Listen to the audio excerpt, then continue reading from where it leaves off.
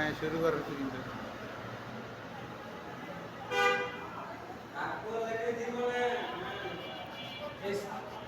এই স্যান্ডেল পরে যাইয়া মঞ্জা মানানোর কাছে তো লাগে কয় এত সুন্দর পোলাটা তো ভাই বাড়িওয়ালার বউ দিকে হাসতেছে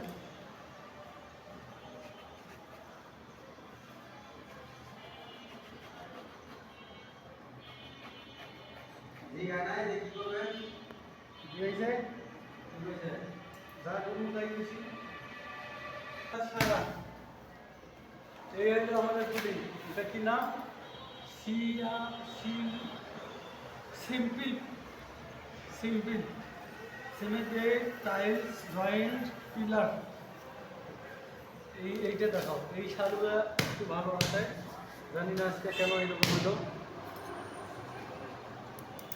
রং ভিডিও না ওই ওর পুডিং মারার একটা ভিডিও করো যাও যে ই করছেন এটা তো উচ্চা জায়গা।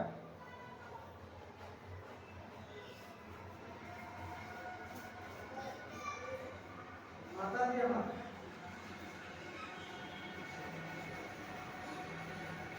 তো আমাকে ওর সেটা দিয়ে করো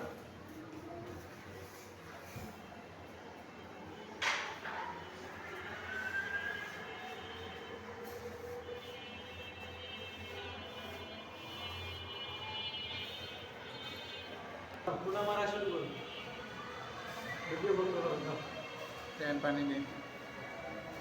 এই এদিকে লেচা লেচা আটা জানি না ফিনিশিং কেমন আসবে এখানে তো এগুলো ময়দার মতো দেখতেছি আমি ময়দাও তো এত কষ্ট হয় না কেমন পুডিং এগুলো পিছলে পিছলে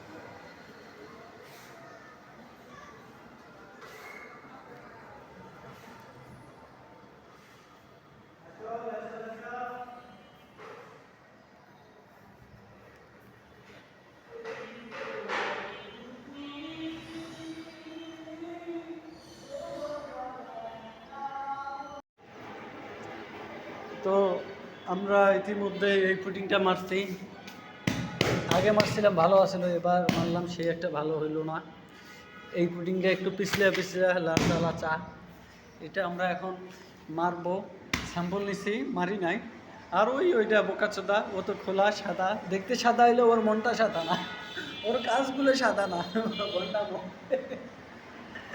এখন ওরে মাইরা দেখবো এরে মাইরা দেখবো তারপরে ফাইনাল রেজাল্ট জানাবো যে কোনটা কীরকম ভালো এখন ওই একটা তিনটা কালারের পুডিং আছে এটা মারতেছি ওটা মারছি তো যাই হোক সবগুলো মারা শেষে আপনাদেরকে রেজাল্ট জানানো হবে আজকে আমি আপনাদেরকে বলবো কোন পুডিংটা সব থেকে বেশি সুন্দর কোনটা মারলে কাজের ফিনিশিং অনেক সুন্দর হয় এখানে 3 কালারের পুডিং আছে বাড়িওয়ালা নিজেও জানার জন্য দিছে 3 কালারের পুডিং পুডিং করার সময় পুডিং যত নরম করবেন পুডিং তত সুন্দর হবে দ্রুত আর অপচয় কম হবে সুন্দর হবে ফিনিশিংটা সুন্দর হবে পুডিং যত নরম হবে তত ভালো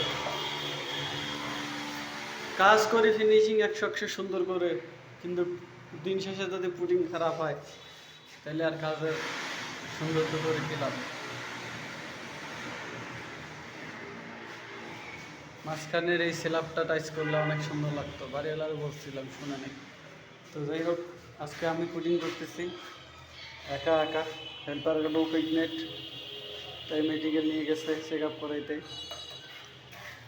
তো আজকে একা একা পুডিং করবো রান্নাঘর শেষ স্ল্যাবে বেসিনওয়ালা পুডিং করবো পুডিং এইভাবে করি আমরা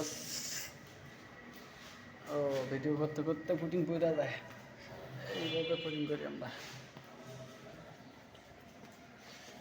আপনারা কে কীভাবে করেন জানি না আমরা এইভাবে স্যান্ডেল দিয়ে করলে ফিনিশিংটা ভালো হয় মোচাটা সুন্দর করে দেই পুডিংটা নষ্ট হইতেছে, পুডিং নষ্ট করা যাবে না।